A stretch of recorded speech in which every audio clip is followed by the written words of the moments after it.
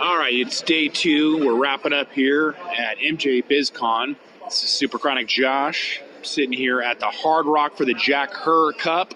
Most underrated, probably party of the day, in competition with High Times Magazine, Dope Magazine, you name it. Tonight is the night. We are here at the Hard Rock for the Jack Herr Cup. I'm sitting here next to my co-host for the day. This is Katrina of Flora.Fund. She is an attorney. She's an investor and a good friend of mine. So thank you for coming along. Thanks, Josh. I'm so glad that we're such good friends that you got my name wrong. It's Katrina of Flora.Fund. Yeah, that's how we roll. So we're heavily into it here. End of the second night. We have heavy hitters here, all of the best here for the Jack Herr Cup. Special celebrity of the night is, who is it? I heard Tommy Chong. Did you hear Tommy Chong? I heard Tommy Chong, but Tommy Chong's not going to make it, unfortunately. He will be here by iPad, though, walking around like Mad Max. But industry recipient of the Year Award, Lifetime Achievement Award, all of that good stuff. But let's dive right into Mj Biz Con. You were here for about a day and a half. Tell me some new, neat, niche, cool shit you saw. 25,000 people, 1,000 vendors. What did you see that tickled your fancy? Well, Josh, first and foremost, Mj Biz Con is huge. There are booths that I didn't even get to. But one of the things that really surprised me was the changing technology, changing form factor of the vape pens. They have all sorts of new vape pens that are coming out with different shapes, different sizes, different purposes. That'll be interesting. That and the science behind cannabis.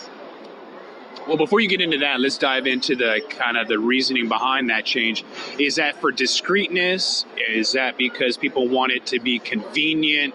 Is that because it's offering more flavors? I mean, what do you think is driving those changes? Because you don't really see a lot of the ancillary market proliferating right now, mostly, in my opinion, because of the lack of financing. But in your opinion, what's driving that change in the vape market?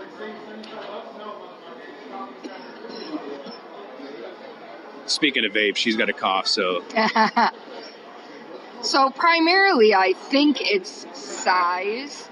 There are a lot of vape units out there where you can adjust the temperature, which will allow a user experience some more control.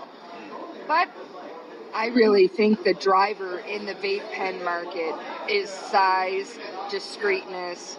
Of course, the rechargeable battery as opposed to the disposable. There's a lot of consumers that are very concerned about sustainability. But I do believe the main driver is size, Josh. And that boils down to convenience too, doesn't it? It has to be form-fitting. It has to fit in a small pocket, be able to go where you want it to, not be bulky. Get through security. Yeah, so it's interesting being here for the first time. I've noticed vape pens are being targeted by nightclubs. So you'll have guys that'll conveniently take it off your hands and let you go through. However, before it wasn't even an issue, and now they're asking you to take out your pocket. So definitely something new that we're seeing this year at Mj Biz Con. That is the first time I've ever encountered that, actually. First and foremost, they ask to surrender your flower. Okay, technically it's illegal to have weed in a bar. Certainly consumption of weed in a bar. Possession, I would argue, is legal. But okay, but you've heard that before. No consumption on site. But the first time I encountered this was at the after party at Mj Biz Con, where they asked you to surrender paraphernalia. So, a bowl, vape pen, rolling papers, although I think that's extreme. But they were requiring surrender of the paraphernalia too, and that is something I've never seen, and that concerns me. Like an empty pipe. They were going to take everything at a Snoop Dogg party, no less. A Mj Biz Con event with Snoop Dogg, they confiscated not only cannabis, but also cannabis paraphernalia, much to my surprise.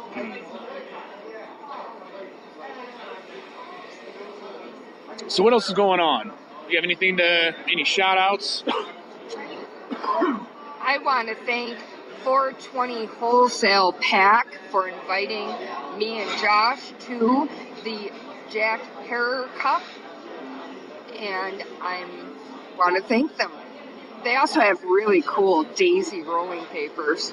420wholesalepack.com. Jason Lammers, thank you. Thank you.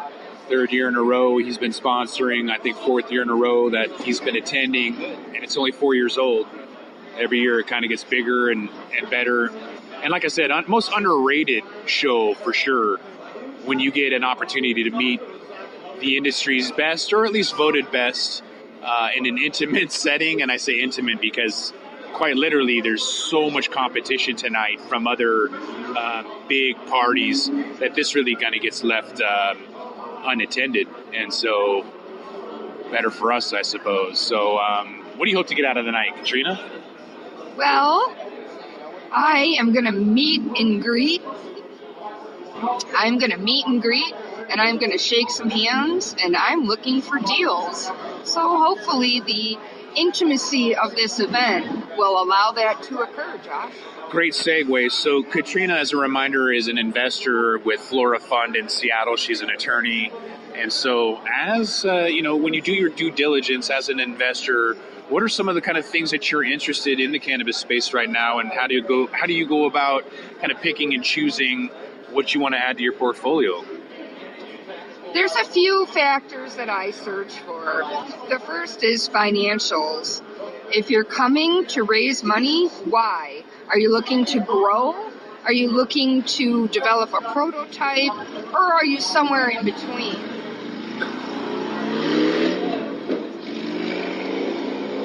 So I am always looking for why you want the money. The second thing is, who's your team? What kind of experience do they have? Have they run a business before? Have they successfully run a business before? And what type of support do they have behind this individual?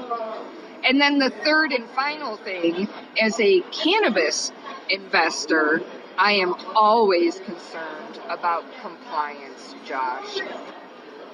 You have to be, right? That's kind of the big deal, making sure that your investors are able to have their funds returned to them and not go belly up. So there's going to be a lot of capitulation, a lot of consolidation as this market expands and cannabis becomes a commodity. What's your time frame, having seen this from a 30,000 foot elevation over the last half decade? When do you kind of see this whole thing kind of becoming mainstream? I think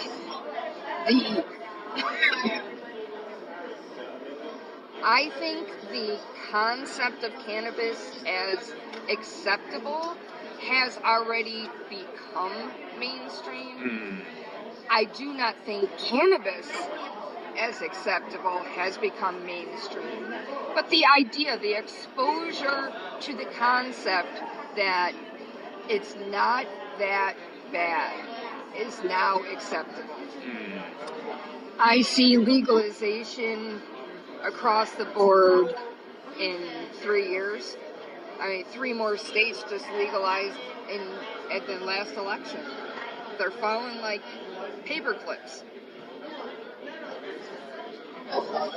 Any final words? What's a wisdom of thought or future crystal ball experience? What do you have to leave to the viewers and listeners of Baked and Awaked? What do you got to say?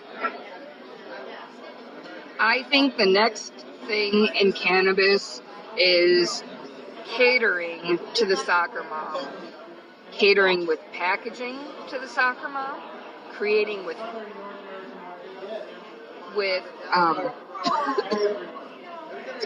creating a form factor acceptable to the soccer mom. Is it a vape pen? Is it an edible? Is it a tincture? Is it a lotion? And finally, taking enough shame out of the word cannabis so that a soccer mom will actually buy it. And that's what the next thing is. And with that, we're going to wrap this up. Day 2, Baked and Awake. This is Josh, Super Chronics. I'm out.